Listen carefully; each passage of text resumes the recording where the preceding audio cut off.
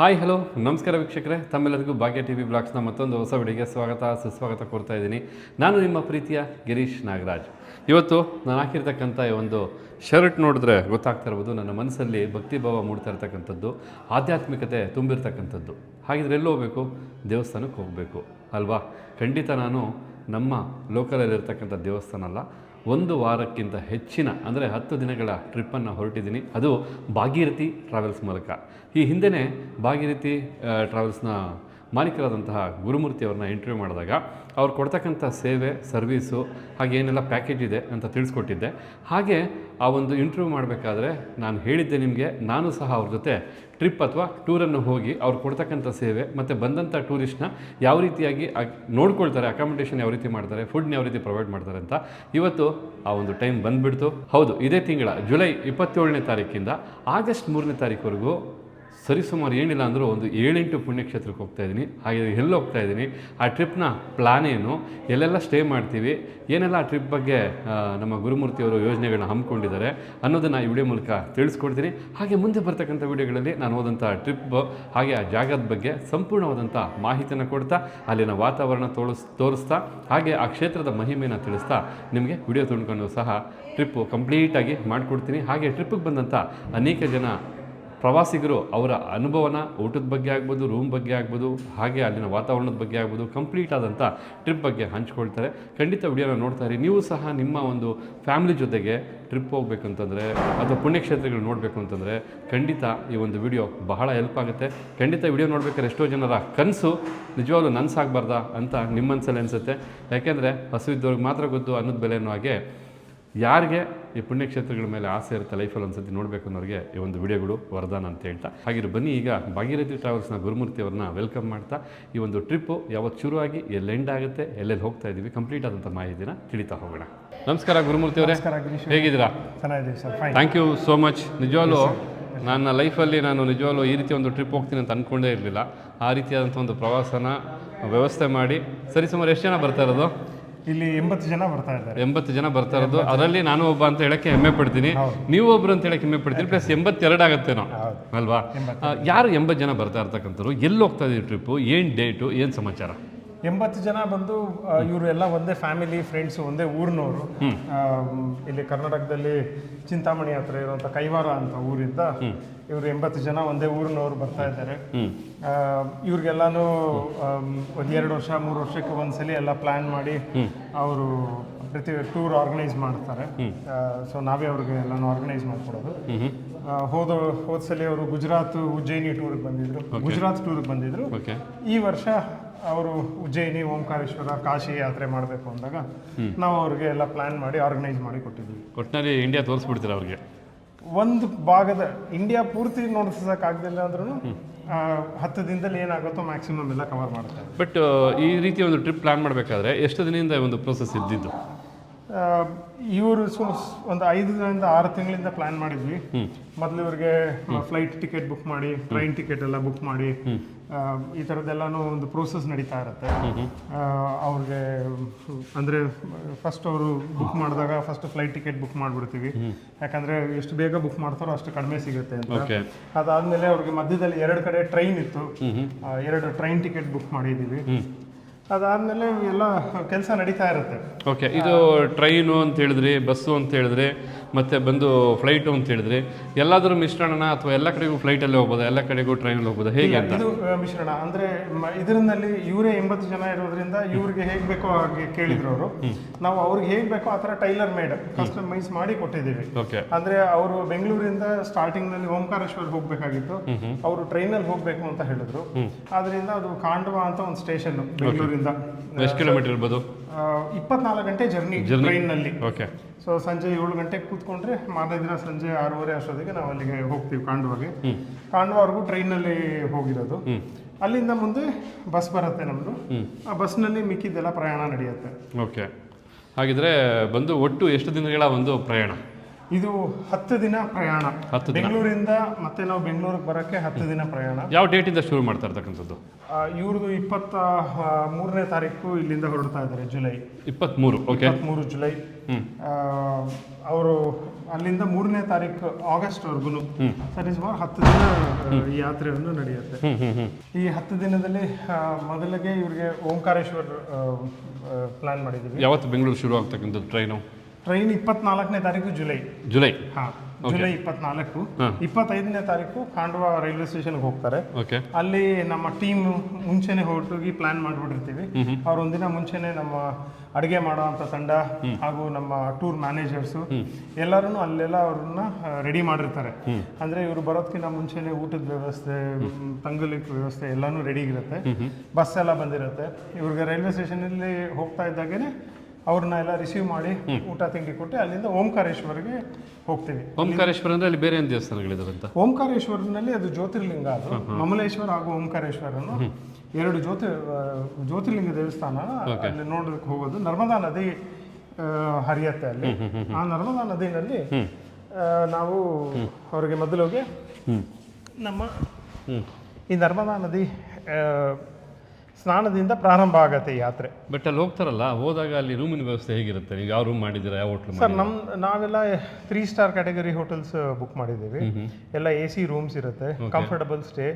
ಎಲ್ಲ ಇಬ್ಬರಿಗೆ ಒಂದು ರೂಮ್ ಥರ ನಾವು ಪ್ರೊವೈಡ್ ಮಾಡ್ತೀವಿ. ಈಗ ಅಲ್ಲಿ ಹೋದಾಗ ಹೋಟ್ಲೇನೋ ಮಾಡಿರ್ತಾರೆ, ಬೆಳಗ್ಗೆ ಎಲ್ಲ ಫ್ರೆಶ್ ಅಪ್ ಆಗಿ ಬರ್ತಾರೆ, ಕಾಫಿ ಕೊಡಬೇಕಾದ್ರ ವ್ಯವಸ್ಥೆನೂ ಇರುತ್ತೆ ಪ್ರತಿಯೊಂದು. ನಾವು ನಮ್ಮ ಯಾತ್ರೆಯಲ್ಲಿ ಬೆಳಗ್ಗೆ ಬೆಡ್ ಕಾಫಿಯಿಂದ ಹಿಡಿದು, ಬೆಡ್ ಕಾಫಿನಲ್ಲಿ ಅವರ ರೂಮ್ ಎಲ್ಲಿರ್ತಾರೋ ರೂಮಿಗೆ ಕಾಫಿ ಬರುತ್ತೆ. ಕಾಫಿ, ಟೀ, ಅವರು ಶುಗರ್ಲೆಸ್ ಕಾಫಿ ಕೇಳೋರಿದೆ, ಶುಗರ್ಲೆಸ್ ಟೀ ಇದ್ದರೆ, ಏನು ಆಪ್ಷನ್, ಹಾಲು ಕೇಳಿದ್ರೆ ಹಾರ್ಲಿಕ್ಸ್ ಕೇಳಲಿ, ಏನೇ ಒಂದು ಕೇಳಿದ್ರು ಅವ್ರಿಗೆ ಯಾವ ಥರ ಬೇಕೋ ಆ ಥರ ವ್ಯವಸ್ಥೆ ಮಾಡಿಕೊಡ್ತೀವಿ. ಅದಾದಮೇಲೆ ತಿಂಡಿ ಇರುತ್ತೆ. ತಿಂಡಿ ತಿಂದಾದ್ಮೇಲೆ ಕಾಫಿ, ತಿರ್ಗಾ ಮತ್ತೆ ಕಾಫಿ, ಟೀ ಎಲ್ಲ ಇರುತ್ತೆ. ತಿರ್ಗಾ 11 ಗಂಟೆ ಸಾಯಂಕಾಲ ಮಧ್ಯಾಹ್ನ ಅಷ್ಟೊತ್ತಿಗೆ ಅವ್ರಿಗೆ ಜ್ಯೂಸು, ಸ್ನ್ಯಾಕ್ಸು ಇದ್ರ ವ್ಯವಸ್ಥೆ ಇರುತ್ತೆ. ಬಟ್ ದರ್ಶನ ಮಾಡ್ಕೊಂಡು ಬರ್ತಾರೆ. ಮೊದಲೇ ಫಸ್ಟ್ ಪಾರ್ಟ್ ದರ್ಶನ ಮಾಡ್ಕೊಂಡು ಬಂದಮೇಲೆ ಅವ್ರಿಗೆ ಬಂದು ಊಟದ ವ್ಯವಸ್ಥೆ ಮಾಡಿರ್ತಾರೆ. ಹೌದು, ಅಲ್ಲೇ ಅಡುಗೆ ಮಾಡ್ತಿರ್ತಕ್ಕಂಥದ್ದು ಎಲ್ಲ ಅಲ್ಲೇ. ನಾವು ಏನು ಹೋಟೆಲ್ನ ನಾವು ಬುಕ್ ಮಾಡಿರ್ತೀವಿ, ಅಲ್ಲೇ ನಾವು ಕಿಚನ್ನ ನಾವು ತೊಗೊಂಡಿರ್ತೀವಿ. ಆ ಕಿಚನ್ ಇರುತ್ತೆ, ಡೈನಿಂಗ್ ಹಾಲ್ ಇರುತ್ತೆ. ನಾವು ಕಿಚನಲ್ಲೇ ಅಡುಗೆ ಮಾಡಿ ಅಲ್ಲೇ ಡೈನಿಂಗ್ ಹಾಲ್ನಲ್ಲೇ ಸರ್ವ್ ಮಾಡ್ತೀವಿ. ಬಟ್ ಏನಪ್ಪ ಅಂದರೆ, ಇವಾಗ ಊಟದ ಮೆನು ಮಾಡ್ತಿರಲ್ಲ, ಅದು ಹೇಗೆ ಮೊದಲೇ ಪ್ಲಾನ್ ಮಾಡಿರ್ತೀರ ಅಥವಾ ನಿಮ್ಮ ಚಾಯ್ಸ್ ಅಥವಾ ಕಸ್ಟಮರ್ ಚಾಯ್ಸ್ ಯಾವ ರೀತಿಯಾಗಿರುತ್ತೆ? ಇದು ಮಿಕ್ಸ್ ಆಫ್ ಎಲ್ಲಾನು. ಅಂದರೆ ನಾವು ಯಾತ್ರೆ ಹೊರಡೋದಕ್ಕಿಂತ ಮುಂಚೆನೇ ನಾವು ಕಸ್ಟಮರ್ಸ್ ಹತ್ರ ನಾವು ಕೇಳ್ತೀವಿ, ನಿಮಗೆ ಊಟದಲ್ಲಿ ಏನಾದ್ರು ರಿಸ್ಟ್ರಿಕ್ಷನ್ಸ್ ಇದೆಯಾ, ಇಂಥದ್ದು ಬಳಸಬೇಕು, ಇಂಥದ್ದು ಬಳಸಬಾರ್ದು, ಈ ಥರ ಖಾರ ಜಾಸ್ತಿ, ಖಾರ ಕಡಿಮೆ, ಅವ್ರು ಯಾವ ಥರ ಹೇಳಿರ್ತಾರೋ ಆ ಥರ ಫೀಡ್ಬ್ಯಾಕ್ ಮೇಲೆ ಅವ್ರಿಗೆ ಬೇಕಾಗಿರೋ ಹಂಗೆ ನಾವು ಮಾಡಿರ್ತೀವಿ. ಅವ್ರಿಗೆ ಬಾಯಿಗೆ ರುಚಿಯಾಗೂ ಸಿಗಬೇಕು, ಶುಚಿಯಾಗೂ ಇರಬೇಕು, ಹಾಗೂ ಅವ್ರಿಗೆ ಹೆಲ್ತಿಯಾಗೂ ಇರಬೇಕು. ಆ ಥರ ಪ್ಲಾನ್ ಮಾಡಿರ್ತೀವಿ. ಆ ಜರ್ನಿಗೆ ಹೇಗೆ ಬೇಕೋ ಆ ಥರ ಫುಡ್ಡನ್ನು ನಾವು ಡಿಸೈನ್ ಮಾಡ್ತೀವಿ. ಓಕೆ, ಈಗ ಫಸ್ಟ್ ಏನೋ ಓಂಕಾರೇಶ್ವರ ಆಯಿತು, ಆಮೇಲೆ ಸೆಕೆಂಡ್ ಡೇಗೆ ಎಲ್ಲಿ ಹೋಗ್ತಕ್ಕಂಥದ್ದು? ಓಂಕಾರೇಶ್ವರದಿಂದ ಉಜ್ಜಯಿನಿಗೆ ಹೋಗ್ತೀವಿ ನಾವು. ಉಜ್ಜಯಿನಿ, ಅಲ್ಲಿನ ವಿಶೇಷ ಏನು? ಉಜ್ಜಯಿನಿಯಲ್ಲಿ ಬಂದು ಮಹಾಕಾಳೇಶ್ವರ ಅಂತ ಹೇಳಿ ಜ್ಯೋತಿರ್ಲಿಂಗ ಅದು. ಅಲ್ಲಿ ಕ್ಷಿಪ್ರಾ ನದಿ ಹರಿಯುತ್ತೆ. ಉಜ್ಜಯಿನಿ ಬಹಳ ಒಂದು ಈ ಕಡೆ ನಮ್ಮ ಪಶ್ಚಿಮ ಭಾರತದ ಬಹಳ ಪ್ರಸಿದ್ಧವಾದ ದೇವಸ್ಥಾನ. ಉಜ್ಜಯಿನಿ ಮಹಾಕಾಳೇಶ್ವರ ಅಂತ ಈಶ್ವರ ದೇವಸ್ಥಾನ. ಮತ್ತೆ ಅದು ಬಿಟ್ಟು ಬೇರೆ ದೇವಸ್ಥಾನ ಇದೆ? ಅದು ಬಿಟ್ಟು ಬೇರೆ ದೇವಸ್ಥಾನ ಅಂದ್ರೆ ಸಂದೀಪಿಣಿ ಆಶ್ರಮ ಅಂತ ಇದೆ. ಇದು ಮಹಾಭಾರತದಲ್ಲಿ ಕೃಷ್ಣ ಏನು ವಿದ್ಯೆ ಕಲಿಯೋದಕ್ಕೆ ಒಂದು ದಿನ ಅಲ್ಲಿ ಬಂದು ವಿದ್ಯೆ ಕಲ್ತರು ಅಂತ ಹೇಳ್ಬಿಟ್ಟು ಇದೆ. ಅದು ಸಂದೀಪಿಣಿ ಆಶ್ರಮ. ಇದು ಜಾಗ ನಡೆದಿರೋಂಥ ಜಾಗ ಇದು. ಅದು ವಿಶೇಷ. ಕಾಳಭೈರವ ದೇವಸ್ಥಾನ ಇದೆ, ಶಕ್ತಿಪೀಠ ದೇವಸ್ಥಾನ ಇದೆ. ಇದೆಲ್ಲ ಬಹಳ ವಿಶೇಷವಾದ ಒಂದು ಇದಿದೆ. ಉಜ್ಜಯಿನಿಯಲ್ಲಿ ಬಂದು ಯಾವುದೋ ಮಂಗಳ ಗ್ರಹಕ್ಕೂ ಒಂದು ದೇವಸ್ಥಾನ ಇದೆ. ಮಂಗಳ ಗ್ರಹಕ್ಕೂ ದೇವಸ್ಥಾನ ಇದೆ. ತುಂಬಾ ದೊಡ್ಡದಿದೆ ದೇವಸ್ಥಾನ, ಬಹಳ ದೊಡ್ಡದು, ಬಹಳ ವಿಶೇಷವಾದ್ದು. ಅಲ್ಲಿ ಹೋಗಿ ನಮಸ್ಕಾರ ಮಾಡ್ಕೊಂಡು ಬಂದವರಿಗೆ ಬಹಳ ವಿಶೇಷವಾಗಿ ಅನುಗ್ರಹ ಮಾಡ್ತಾರೆ ಅಂತ ಹೇಳ್ತಾರೆ. ಓಕೆ, ಅದಿಷ್ಟು 2ನೇ ದಿನದ ಕಾರ್ಯಕ್ರಮ. ಇದು 2ನೇ ದಿನ ಕಾರ್ಯಕ್ರಮ. ಇದಲ್ಲದೆ ಸಂಜೆ ಉಜ್ಜಯಿನಲ್ಲಿ ವಿಶೇಷವಾಗಿ ಕಾರಿಡಾರ್ ಮಾಡಿದ್ದಾರೆ. ಈ ಕಾರಿಡಾರ್ ತುಂಬ ಚೆನ್ನಾಗಿದೆ. ಒಂದು 2 ರಿಂದ 3 ವರ್ಷದ ಹಿಂದೆ ಪ್ರಾರಂಭ ಆಗಿರೋದು. ಈ ಕಾರಿಡಾರು ಸಂಜೆ ಹೊತ್ತು ಲೈಟ್ ಹಾಕಾದ ಮೇಲೆ ನೋಡೋ ಅಂಥದ್ದು ಬಹಳ ಚೆನ್ನಾಗಿರುತ್ತೆ. ಈ ಕಾರಿಡಾರ್ನ ಒಳಗಡೆನೆ VR ಅಂದರೆ ವರ್ಚುವಲ್ ರಿಯಾಲಿಟಿ ಶೋ ಥರ ಮಾಡಿ ಕೂಡಿಸಿ, ಏನು ನಮ್ಮ ಮಹಾಕಾಳೇಶ್ವರಂಗೆ ಭಸ್ಮ ಆರತಿ ನಡೆಯುತ್ತಲ್ಲ, ಇದ್ರ ಜೊತೆಗೆ ಮಿಕ್ಕಿದ ಪೂಜೆ ಎಲ್ಲ ಮಾಡೋದನ್ನ ಒಂದು 10 ರಿಂದ 15 ನಿಮಿಷದ ಒಂದು ವಿಡಿಯೋ ತೋರಿಸ್ತಾರೆ. ಇದು ಸೆಂಟರ್ ಆಫ್ ಅಟ್ರಾಕ್ಷನ್ ಆಗಿದೆ ಇವಾಗ ಇಲ್ಲಿ ಉಜ್ಜಯಿನಲ್ಲಿ. ಅಲ್ಲಿ ಉಜ್ಜಯಿನಿಗೆ ಬರೋರು ಖಂಡಿತವಾಗ್ಲೂ ಅದನ್ನ ಎಲ್ಲರೂ ನೋಡಬೇಕು ಅನ್ನೋದು ನಾವು ಹೇಳ್ತೀವಿ. ಓಕೆ, ಹಾಗಿದ್ರೆ ಮೊದಲನೇ ದಿನ ಆಯಿತು, ಎರಡನೇ ದಿನ ಆಯಿತು, ಮೂರನೇ ದಿನ ನಾವು ಉಜ್ಜಯಿನಿಂದ ನಾವು ಈ ಯಾತ್ರೆಯಲ್ಲಿ ಉಜ್ಜಯಿನಿಂದ ನಾವು ಪ್ರಯಾಗ್ರಾಜಕ್ಕೆ ಯಾತ್ರೆ ಮಾಡ್ತೀವಿ. ಇದು ಟ್ರೈನ್ನಲ್ಲಿ ಇರುತ್ತೆ. ಯಾಕಂದರೆ ಇದು ಪರ್ಟಿಕ್ಯುಲರಾಗಿ ಇವರು ಕೇಳಿರೋದ್ರಿಂದ ನಾವು ಇವ್ರಿಗೆ ಟ್ರೈನ್ನಲ್ಲಿ ವ್ಯವಸ್ಥೆ ಮಾಡಿಕೊಟ್ಟಿದ್ದೀವಿ. ನಾವು ಸರಿಸುಮಾರು ಒಂದು 16 ರಿಂದ 17 ಅವರ್ ಜರ್ನಿ. ಓ ಮೈ ಗಾಡ್, ಅಷ್ಟೊತ್ತು? ಅಷ್ಟೊತ್ತು. ಒಂದು 800 ಕಿಲೋಮೀಟರ್ ಮೇಲೆ ಇರ್ಬೋದಾ? ಹೌದು, 700 ಚಿಲ್ಲರೆ ಕಿಲೋಮೀಟರ್ ಇದೆ. ಬೆಳಗ್ಗೆ 6 ಗಂಟೆಗೆ ನಾವು ಪ್ರಯಾಗ್ರಾಜ್ ಕ್ಷೇತ್ರಕ್ಕೆ ಹೋಗ್ತೀರಾ? ಅಲ್ಲಿಂದ ನೀವು ಹೋದ ತಕ್ಷಣ ಅಲ್ಲಿ ಜನಗಳಿಗೆ ತಕ್ಷಣಕ್ಕೆ ತಿಂಡಿ ರೆಡಿ ಮಾಡಬೇಕಲ್ಲ, ಏನು ಮಾಡ್ತೀರಾ? ನಮ್ಮ ಸ್ಟಾಫ್ ಏನಿದ್ದಾರೆ ಅಡುಗೆಯವರು ಇದರಲ್ಲೇ ಟೂರ್ ಮಾಡೋದ್ರಲ್ಲಿ ಎಕ್ಸ್ಪರ್ಟ್. ನಿಮ್ಮ ಜೊತೆ ನಮ್ಮ ಜೊತೆಗೆ ಕರ್ಕೊಂಡು ಹೋಗಿರ್ತೀವಿ. ಅವರು ಬೇರೆಯವರೆಲ್ಲ ಫ್ರೆಶ್ ಅಪ್ ಆಗೋ ಅಷ್ಟೊತ್ತಿಗೆ ಇವರ ತಿಂಡಿ ಕಾಫಿ ಎಲ್ಲನೂ ರೆಡಿ ಆಗಿರುತ್ತೆ. ಒಂದು ಅರ್ಧ ಗಂಟೆ ಮುಕ್ಕಾಲು ಗಂಟೆನಲ್ಲಿ ನಮ್ಮವರೆಲ್ಲ ರೆಡಿ ಮಾಡಿ ಇವ್ರಿಗೆ ಅಲ್ಲಿ ಸರ್ವ್ ಮಾಡೋಕ್ಕೆ ಇರ್ತಾರೆ. ಬಟ್ ನಿಜವೂ ಒಂದು ಕೆಲಸ ನಿಜವೂ ನೆನೆಸ್ಕೊಂಡು ನೀವು ಹೇಳ್ತಾ ಇಲ್ಲೇ ಹೇಗೆ ಮಾಡ್ಬೋದು ಅನ್ಸುತ್ತೆ. ಯಾಕೆ ನಾವು ಮನೇಲಿ ಅಡುಗೆ ಮಾಡೋದಕ್ಕೆ ಒಬ್ಬರಿಗೆ ಕಷ್ಟಪಡ್ತೀವಿ ಅಂತಲ್ಲ. ಈ ಟ್ರಿಪ್ಪಲ್ಲಿ 80 ಜನ ಅಂತ ಹೇಳ್ತಾ ಇದ್ದೀರಾ. ಆ ಒಂದು ಲಗೇಜ್ ಏನಿದೆ ಪ್ರತಿಯೊಂದು ಜಾಗಕ್ಕೂ ತಲುಪಿಸಿ, ಜೊತೆಗೆ ಅವ್ರು ಸ್ನಾನ ಮಾಡಿ ಫ್ರೆಶ್ ಆಗಿ ಬರೋ ಟೈಮಲ್ಲಿ ನೀವು ಅಡುಗೆ ಮಾಡಿ, ತಿಂಡಿ ಮಾಡಿ, ಬಡಿಸಿ ಎಲ್ಲ ಮಾಡೋದಿದೆಯಲ್ಲ, ಅದು ನಿಜವೂ ನೋಡಬೇಕು ಅಂತ ನನಗೂ ಆಸೆ, ಯಾವ ರೀತಿ ಮಾಡ್ತಾರೆ ಅಂತ ಹೇಳಿ. ನೀವು ಮುಂದೆ ನೋಡ್ತೀರಾ? ಡೆಫಿನೆಟ್ಲಿ ನೋಡ್ತೀನಿ. ಆಮೇಲೆ ನೆಕ್ಸ್ಟು ಪ್ರಯಾಗ್ರಾಜ್ ಆದಮೇಲೆ ಹೌದು, ಪ್ರಯಾಗ್ರಾಜ್ ಏನಕ್ಕೆ ಹೋಗ್ತಾರೆ? ಅಲ್ಲಿ ಏನಿದೆ? ಅಲ್ಲಿ ಪ್ರಯಾಗದಲ್ಲಿ ತ್ರಿವೇಣಿ ಸಂಗಮ ಅಂದ್ರೆ ಗಂಗಾ ಯಮುನಾ ಸರಸ್ವತಿ ನದಿ ಸಂಗಮ ಆಗೋ ಜಾಗ. ಇದು ಪುರಾಣ ಪ್ರಸಿದ್ಧವಾದ ಕ್ಷೇತ್ರ. ಈ ಕ್ಷೇತ್ರದಲ್ಲಿ ಸ್ನಾನ ಮಾಡಿ ಪಿಂಡ ಪ್ರದಾನ ಮಾಡೋದು ಹಾಗೂ ವೇಣಿದಾನ, ವೇಣಿ ಮಾಧವ ದೇವಸ್ಥಾನ ಅಂತ ಇಲ್ಲಿದೆ. ಈ ವೇಣಿ ಮಾಧವಂಗೆ ಅಲ್ಲಿ ವೇಣಿ ದಾನ ಮಾಡುವಂಥದ್ದು ಒಂದು ಪದ್ಧತಿ. ದಂಪತಿಗಳ ಪೂಜೆ ಮಾಡ್ತಾರೆ. ಇದಕ್ಕಾಗೇನೆ ಪ್ರಯಾಗ ಕ್ಷೇತ್ರಕ್ಕೆ ಎಲ್ಲರೂ ಬರೋದು. ಅಲ್ಲಿ ನೀರಲ್ಲಿ ಹೌದು. ಈ ತ್ರಿವೇಣಿ ಸಂಗಮ ಸ್ನಾನ, ಪಿಂಡ ಪ್ರದಾನ ಹಾಗೂ ವೇಣಿದಾನ ಇದೆಲ್ಲ ಇಂಪಾರ್ಟೆಂಟ್ ಇರುತ್ತೆ. ಇದಾದ್ಮೇಲೆ ಅಲೋಪಿ ದೇವಿ ಅಂತ ಒಂದು ಶಕ್ತಿಪೀಠ ಇದೆ, ಇದನ್ನು ನೋಡುವಂಥದ್ದು. ಇದೆಲ್ಲ ನಂತರ ಇಲ್ಲಿಂದ ಮುಂದೆ ನಾವು ಗಯಾಗೆ ಹೋಗ್ತೀವಿ. ಗಯಾ ಕ್ಷೇತ್ರ, ಬುದ್ಧ ಗಯಾ ಅಂತಾರಲ್ಲ, ಅದ ಗಯಾ ಬೇರೆ, ಬುದ್ಧ ಗಯಾ ಬೇರೆ. ಬುದ್ಧ ಗಯಾ ಬಂದು ಗೌತಮ ಬುದ್ಧಂಗೆ ಜ್ಞಾನೋದಯ ಆಗಿದ್ದ ಜಾಗ. ಹಾಗೂ ಅಲ್ಲೆಲ್ಲ ಬೌದ್ಧರು ಹೆಚ್ಚಾಗಿ ದೇವಸ್ಥಾನಗಳೆಲ್ಲ ಕಟ್ಟಿದ್ದಾರೆ. ಗಯಾ ಕ್ಷೇತ್ರ ಬಂದು ಹಿಂದೂಗಳ ದೇವಸ್ಥಾನ. ಅದು ವಿಷ್ಣುಪಾದ ದೇವಸ್ಥಾನ. ಅಲ್ಲೂ ಅಷ್ಟೇ ಎಲ್ಲ ಜಗತ್ತಿನ ಎಲ್ಲರೂ ಬಂದು ಹಿಂದೂಗಳು ಅಲ್ಲಿ ಪಿತೃದೇವತೆಗಳಿಗೆ ಪೂಜೆ ಮಾಡುವಂಥ ಜಾಗ. ಅಂದರೆ ಪಿಂಡ ಪ್ರದಾನವನ್ನು ಮಾಡ್ತಾರೆ. ಅದೇ ಪ್ರಧಾನವಾದಂಥ ದೇವಸ್ಥಾನ. ಬಹಳ ಪ್ರಧಾನವಾದದ್ದು. ಪಿಂಡ ಪ್ರದಾನ ಮಾಡೋದಕ್ಕೆ ಪ್ರಧಾನವಾದ ದೇವಸ್ಥಾನ ನಮ್ಮ ಭಾರತದಲ್ಲಿ ಇರೋದು ಅಂದರೆ ಅದು ಗಯಾ. ಆ ಕ್ಷೇತ್ರಕ್ಕೆ ಹೋಗ್ತೀವಿ. ಅಲ್ಲಿ ವಿಷ್ಣುಪಾದ ದೇವಸ್ಥಾನ. ಅಲ್ಲಿಂದ ನಾವು ಮುಂದೆ ಕಾಶಿಗೆ ಬರ್ತೀವಿ. ಕಾಶಿನಲ್ಲಿ ಕಾಶಿ ವಿಶ್ವನಾಥ, ಅನ್ನಪೂರ್ಣೇಶ್ವರಿ, ವಿಶಾಲಾಕ್ಷಿ ದೇವಸ್ಥಾನ, ಕಾಳಭೈರವ, ಕವಡೆಬಾಯಿ ಇತ್ಯಾದಿ ದೇವಸ್ಥಾನಗಳು. ಇದೆಲ್ಲ ಅದೇ ಕಾಶಿ ಕ್ಷೇತ್ರದ ಗ್ರಾಮ ದೇವತೆ ಅಂತ ಹೇಳ್ತಾರೆ ಇಲ್ಲಿರೋ ಲೋಕಲ್ ಅವರು.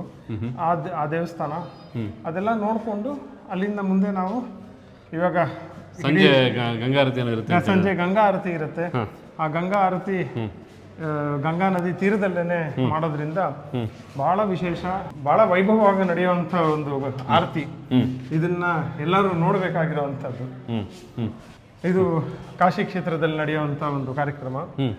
ಕಾಶಿಯಿಂದ ಮುಂದೆ ಇವಾಗೇನು ಎಲ್ಲರ ಜನರ ನಮ್ಮ ಭಾರತದ ಕನಸು 500 ವರ್ಷದಲ್ಲಿ ಏನು ನಮಗೆ ಆಗಿಲ್ಲದೆ ಇರುವಂಥದ್ದು ಇವಾಗ ತಾನೇ ಅಯೋಧ್ಯದಲ್ಲಿ ಬಾಲರಾಮನ್ ದೇವಸ್ಥಾನ ಏನು ಓಪನ್ ಆಗಿದೆ. ಈ ಅಯೋಧ್ಯ ಕ್ಷೇತ್ರಕ್ಕೆ ಹೋಗ್ತೀವಿ. ಅಯೋಧ್ಯದಲ್ಲಿ ಸರಿಯೋ ನದಿ ಸ್ನಾನ ಹಾಗೂ ಬಾಲರಾಮನ ದರ್ಶನ ಹಾಗೂ ಅಲ್ಲಿ ಒಂದು 3-4 ದೇವಸ್ಥಾನಗಳೆಲ್ಲ ಇದೆ. ಅದೆಲ್ಲ ನೋಡಿಕೊಂಡು ಅಯೋಧ್ಯೆಯಿಂದ ಮುಂದೆ ನಾವು ನೈಮಿಷಾರಣ್ಯಕ್ಕೆ ಹೋಗ್ತೀವಿ. ನೈಮಿಷಾರಣ್ಯ ಎಲ್ಲರೂ ನೈಮಿಷಾರಣ್ಯ ಕೇಳೋದಕ್ಕೇನೆ ಬಹಳ ಚೆನ್ನಾಗಿದೆ. ಅಲ್ಲಿ ಚಕ್ರತೀರ್ಥ, ಗೋಮತಿ ನದಿ, ಭಾಗವತ ಹೇಳಿದಂಥ ಜಾಗ. ಬಹಳ ಪುರಾಣ ಪ್ರಸಿದ್ಧವಾಗಿ ನೀವು ಸುಮಾರು ಪುರಾಣಗಳಲ್ಲೆಲ್ಲ ಕೇಳಿದ್ರೆ ಯಾರು ಗೊತ್ತಿರತ್ತೆ ಅವ್ರಿಗೆ. ನೈಮಿಷಾರಣ್ಯ ಅವಾಗ ಬರುತ್ತೆ ಪುರಾಣದಲ್ಲಿ. ಈ ಸತ್ಯನಾರಾಯಣ ಸ್ವಾಮಿ ಕಥೆನಲ್ಲೂ ಬರುತ್ತೆ ಅನ್ಸುತ್ತೆ. ಹೌದು, ಸತ್ಯನಾರಾಯಣ ಸ್ವಾಮಿ ಕಥೆಯಲ್ಲೂ ನೀವು ನೈಮಿಷಾರಣ್ಯ ಅಂತ ಕೇಳಿರ್ತೀರಾ. ಮತ್ತೆ ನೈಮಿಷಾರಣ್ಯದಲ್ಲಿ ಸತ್ಯನಾರಾಯಣ ಪೂಜೆ ಮಾಡೋದುಂಟ? ನಾವು ಸಾಮೂಹಿಕವಾಗಿ ಸತ್ಯನಾರಾಯಣ ಪೂಜೆಯನ್ನು ಆಯೋಜಿಸ್ತೀವಿ. ನೈಮಿಷಾರಣ್ಯ ಅಂತಕ್ಕಂಥದ್ದು ಹೆಸರು ಮಾತ್ರ ಅಥವಾ ನಿಜವಾದ ಅರಣ್ಯನ? ಅರಣ್ಯನೇ ಅದು ಅರಣ್ಯದಲ್ಲೇ ಇವಾಗೂ ಇರೋದು, ಇವಾಗೂ ನೀವು ನೋಡ್ಬೋದು. ಅದು ಆ ಥರ ಪೂರ್ತಿ ಒಂದು ನಮ್ಮ ಡೆವಲಪ್ಡ್ ಸಿಟಿ ಥರ ಇಲ್ಲ. ಇವತ್ತು ಒಂದು ಸ್ವಲ್ಪ ಟ್ರೇಸಸ್ ಕಾಣಿಸುತ್ತೆ ನಿಮಗೆ ಆ ಅರಣ್ಯದಲ್ಲಿ. ಸರಿ, ಆಯಿತು. ಸತ್ಯನಾರಾಯಣ ಪೂಜೆ ಆಯಿತು. ನೆಕ್ಸ್ಟು ನೈಮಿಷಾರಣ್ಯದಿಂದ ಈ ಯಾತ್ರೆ ಅಲ್ಲಿಗೆ ಮುಗಿಯುತ್ತೆ. ಅಲ್ಲಿಂದ ಮುಂದೆ ಲಕ್ನೋಗೆ ಬರ್ತೀವಿ ನಾವು. ಲಕ್ನೋಯಿಂದ ಫ್ಲೈಟ್ ಬುಕ್ ಆಗಿದೆ ಎಲ್ಲರದು. ಆ ಫ್ಲೈಟ್ನಲ್ಲಿ ರಿಟರ್ನ್ ಬೆಂಗಳೂರಿಗೆ ಬರ್ತಾ ಇರೋದು. ಬೆಂಗಳೂರು ಬರ್ತೀವಿ. ಈ 10 ದಿನ ಕಾರ್ಯಕ್ರಮ ಏನಿದೆ ಅನ್ನೋದನ್ನ ನಾವು ಇವಾಗ ಹೇಳಿದ್ವಿ ನಿಮ್ಗೆ. Yes, of course. ಬನ್ನಿ, ಈ ಕಾರ್ಯಕ್ರಮ 10 ದಿನ ಹೇಗೆ ನಡೆಯುತ್ತೆ, ಏನು ನಡೆಯುತ್ತೆ, ಎಲ್ಲೆಲ್ಲಿ ಹೋಗ್ತೀವಿ, ಅಲ್ಲಿನ ಆ್ಯಕ್ಟಿವಿಟೀಸ್ ಏನು, ಫುಡ್ ಏನು, ಅಕಾಮಿಡೇಷನ್ ಏನು, ಅಲ್ಲಿನ ವಾತಾವರಣ ಏನು, ಅಲ್ಲೆಲ್ಲ ನೋಟುಗಳು ಹೇಗಿರುತ್ತೆ, ಸಾಧ್ಯವಾದಷ್ಟು ದೇವಸ್ಥಾನನೂ ಸಹ ನಾನು ತೋರಿಸೋದಕ್ಕೆ ಟ್ರೈ ಮಾಡ್ತೀನಿ. ಹಾಗೆ ಇವರು ಫುಡ್ಡನ್ನು ರೆಡಿ ಮಾಡ್ತಕ್ಕಂಥ ಕ್ರಮ, ಇದನ್ನೆಲ್ಲ ಮುಂದೆ ಬರ್ತಕ್ಕಂಥ ವೀಡಿಯೋಗಳಲ್ಲಿ ಕಂಪ್ಲೀಟಾಗಿ ತೋರಿಸಿ ಯಾವತ್ತು ಏನೇನು ಮೆನು ಮಾಡಿದ್ದಾರೆ ಪ್ರತಿಯೊಂದನ್ನು ಸಹ ನಾನು ತೋರಿಸ್ತಾ ಹೋಗ್ತೀನಿ. ಒಟ್ಟಿನಲ್ಲಿ ಏನಪ್ಪ ಅಂದರೆ ನನಗೆ ಇನ್ನೊಂದು ಖುಷಿಯಾದ ವಿಚಾರ ಏನಂದರೆ, ಮೊದಲನೇ ಬಾರಿ ಭಾಗೀರಥಿ ಟ್ರಾವೆಲ್ಸಲ್ಲಿ ಹೋಗ್ತಾ ಇದ್ದೀನಿ ಒಂದು ಟ್ರಿಪ್ಗೆ ಅಂತೇಳಿ. ನನಗೆ ಗುರುಮೂರ್ತಿಯವರು ತುಂಬ ದೊಡ್ಡ ಅವಕಾಶ ಕೊಟ್ಟಿದ್ದಾರೆ. ಆ 80 ಜನಗಳ ಜೊತೆ ನಾವು ಒಬ್ಬರು ಅನ್ನೋದಕ್ಕೆ ಮತ್ತಷ್ಟು ಖುಷಿ ಆಗುತ್ತೆ. ನಾನು ಯಾವತ್ತೂ ನನ್ನ ಲೈಫಲ್ಲಿ ಇಷ್ಟು ದಿನಗಳ ಕಾಲ ಟ್ರಿಪ್ ಹೋಗಿರಲಿಲ್ಲ ಸರ್. ಒಂಥರ ಆತಂಕ ಅನ್ನೋದಕ್ಕಿಂತ ಹೆಚ್ಚಾಗಿ ಒಂಥರ ಕುತೂಹಲ ಇದೆ. ಹೊಸ ಜನಗಳ ಜೊತೆ ಬೆರೀತಕ್ಕಂಥದ್ದು, ನಿಮ್ಮ ಒಂದು ಸರ್ವಿಸ್ ನೋಡ್ತಕ್ಕಂಥದ್ದು, ಜನಗಳಿಗೆ ತಿಳಿಸ್ತಕ್ಕಂಥದ್ದು, ಅದೆಲ್ಲದಕ್ಕಿಂತ ಹೆಚ್ಚಾಗಿ ಪಾಪ ಇವರು ನನಗೆ ಫಸ್ಟ್ ಟೈಮು ಫ್ಲೈಟಲ್ಲಿ ಕರ್ಕೊಂಡು ಹೋಗ್ತಾ ಇರ್ತಕ್ಕಂಥದ್ದು.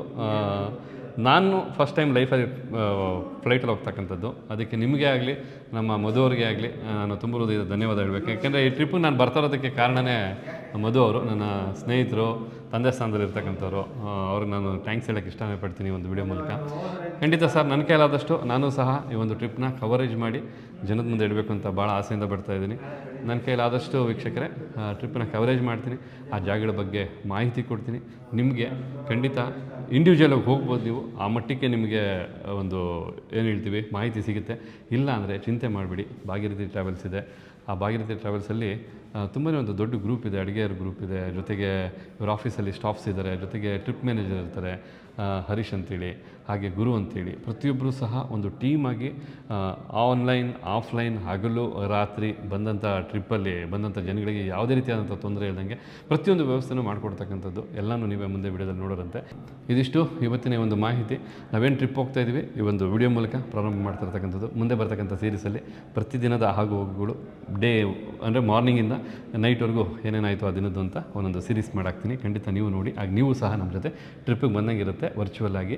ಮುಂದೆ ರಿಯಾಲಿಟಿಲಿ ಭಾಗೀರಥಿ ಟ್ರಾವೆಲ್ಸ್ ಜೊತೆ ನಮ್ಮ ಜೊತೆ ಟ್ರಿಪ್ಪಿಗೆ ಬರೋದಂತೆ ಅಂತ ಹೇಳ್ತಾ, ನೀವು ಏನಾದ್ರು ನಿಮ್ಮ ತಂದೆ ತಾಯಿನ ಈ ರೀತಿಯಾದಂಥ ಪುಣ್ಯಕ್ಷೇತ್ರಕ್ಕೆ ಕರ್ಕೊಂಡು ಹೋಗ್ಬೇಕಂದ್ರೆ ದಯವಿಟ್ಟು ಹೋಗ್ಬಿಟ್ಟು ಬನ್ನಿ. ಹಾಗಾಗಿಲ್ಲ ಅಂದರೆ ಹೇಳಿ, ಮೊದಲೇ ಹೇಳಿದಾಗೆ ನಿಮ್ಮ ಸ್ಥಾನದಲ್ಲಿದ್ದು ಖಂಡಿತ ಗುರುಮೂರ್ತಿಯವರು ನಿಮ್ಮ ತಂದೆ ತಾಯಿಗಳನ್ನ ಅವ್ರ ತಂದೆ ತಾಯಿ ಅಂತ ತಿಳ್ಕೊಂಡು ಟ್ರಿಪ್ಪಿಗೆ ಕರ್ಕೊಂಡೋಗಿ ಬರ್ತಾರೆ, ಅವರು ಮತ್ತು ಅವರ ಟೀಮ್ ಅಂತ ಹೇಳ್ತಾ ಮತ್ತೊಮ್ಮೆ ಧನ್ಯವಾದನ ತಿಳಿಸ್ತಾ ಇದ್ದೀನಿ. ಅವತ್ತು ಹಿಂದಿನ ವಿಡಿಯೋ ಇವರ ಇಂಟರ್ವ್ಯೂ ಮಾಡಿದ್ದೀನಿ, ಕಂಪ್ಲೀಟ್ ಆದಂಥ ಡೀಟೇಲ್ಸ್ ಇದೆ. ಭಾಗೀರಥಿ ಟ್ರಾವೆಲ್ಸ್ ಅಂದರೆ ಏನು, ಎಷ್ಟು ವರ್ಷಗಳ 60 ವರ್ಷಗಳ ಒಂದು ಸರ್ವೀಸು ಏನೆಲ್ಲ ಮಾಡಿದ್ದಾರೆ ಅಂತ ಅದನ್ನು ಡಿಸ್ಕ್ರಿಪ್ಷನ್ ಬಾಕ್ಸಲ್ಲಿ ಕೊಟ್ಟಿರ್ತೀನಿ, ನೋಡಿ. ಹಾಗೆ ಈ ವಿಡಿಯೋದಲ್ಲೂ ಒಂದು ಐ ಬಟನಲ್ಲಿ ಮೇಲೆ ಬರ್ತಾ ಇರುತ್ತೆ, ಅದನ್ನು ಸಹ ನೋಡಿ ಅಂತ ಹೇಳ್ತಾ, ಹಾಗೆ ಎಲ್ಲ ಟ್ರಿಪ್ಗಳ ಒಂದು ಲಿಂಕನ್ನು ಸಹ ಪ್ರತಿಯೊಂದು ವಿಡಿಯೋದಲ್ಲೂ ನಾನು ಕೊಟ್ಟಿರ್ತೀನಿ. ಒಂದಾದ್ಮೇಲೆ ಒಂದು ವಿಡಿಯೋನ ನೋಡ್ಬೋದು ಅಂತ ಹೇಳ್ತಾ, ನಿಮ್ಗೆ ಇಷ್ಟ ಆದರೆ ದಯವಿಟ್ಟು ಕಮೆಂಟ್ ಮಾಡಿ. ಹಾಗೆ ನೀವು ಟ್ರಿಪ್ ಹೋಗ್ಬೇಕಂದ್ರೆ ಭಾಗೀರಥಿ ಟ್ರಾವೆಲ್ಸ್ ನಂಬರ್ ಕೊಟ್ಟಿರ್ತೀನಿ, ನೀವು ಸಹ ಕಾಂಟ್ಯಾಕ್ಟ್ ಮಾಡಿ ಅಂತ ಹೇಳ್ತಾ ಮತ್ತೊಮ್ಮೆ ಧನ್ಯವಾದನ ತಿಳಿಸ್ತಾ ಇದ್ವಿ. ಥ್ಯಾಂಕ್ ಯು ಇಷ್ಟೊತ್ತು ವಿಡಿಯೋ ನೋಡೋದಕ್ಕೆ. Thank you so much sir ನಿಮ್ಮೆಲ್ಲ ಮಾಹಿತಿಗೆ. ನಿಮಗೂ ಹಾಗೂ ನಿಮ್ಮ ವೀಕ್ಷಕರಿಗೂ ಈ ಯಾತ್ರೆಯಲ್ಲಿ ಹೇಗಿರುತ್ತೆ ಅನ್ನೋದು ಒಂದು ಅನುಭವವನ್ನು ನಾವು ಒಂದು ಮಾತು ಹೇಳಿದ್ದಾರೆ ಗುರುಮೂರ್ತಿಯವರು, ಏನಪ್ಪ ಅಂತಂದರೆ, ಸರ್ ಈ ಸತಿ ನೀವು ಬನ್ನಿ ಟ್ರಿಪ್ಪಿಗೆ, ನೆಕ್ಸ್ಟು ನಿಮ್ಮದೇ ಆದಂಥ ಬಂಧು ಬಳಗ ಅಥವಾ ಸಬ್ಸ್ಕ್ರೈಬರ್ ಜೊತೆ ಒಂದು ಟ್ರಿಪ್ನ ಇದೇ ರೀತಿಯಾಗಿ ಅರೇಂಜ್ ಮಾಡೋಣ ಅಂತ. ಖಂಡಿತ ಅದನ್ನು ಸಹ ನಾನು ತಿಳಿಸ್ತೀನಿ. ಒಂದು ಒಳ್ಳೆ ಜಾಗಕ್ಕೆ ಟ್ರಿಪ್ ಹೋಗೋಣ, ಒಂದು ಒಳ್ಳೆ ಪ್ಯಾಕೇಜ್ ಮಾಡ್ಸೋಣ ನಿಮಗೋಸ್ಕರ. ನಾನು ಸಹ ಆ ಟ್ರಿಪ್ಪಲ್ಲಿ ಇರ್ತೀನಿ ಅಂತ ಹೇಳ್ತಾ ಮತ್ತೊಮ್ಮೆ ನಿಮಗೆ ಧನ್ಯವಾದ ತಿಳಿಸ್ತಾ ಇದ್ದೀನಿ. ಮುಂದೆ ಬರ್ತಕ್ಕಂಥ ಎಲ್ಲ ವಿಡಿಯೋಗಳನ್ನ ನೋಡಿ ಶೇರ್ ಮಾಡಿ, ಮತ್ತೊಬ್ಬರಿಗೂ ಹೆಲ್ಪ್ ಆಗುತ್ತೆ ಅಂತ ಹೇಳ್ತಾ ಮತ್ತೊಮ್ಮೆ ಧನ್ಯವಾದನ ತಿಳಿಸ್ತಾ ಇದ್ದೀನಿ. ಥ್ಯಾಂಕ್ ಯು ಸೋ ಮಚ್ ಎಲ್ಲರಿಗೂ.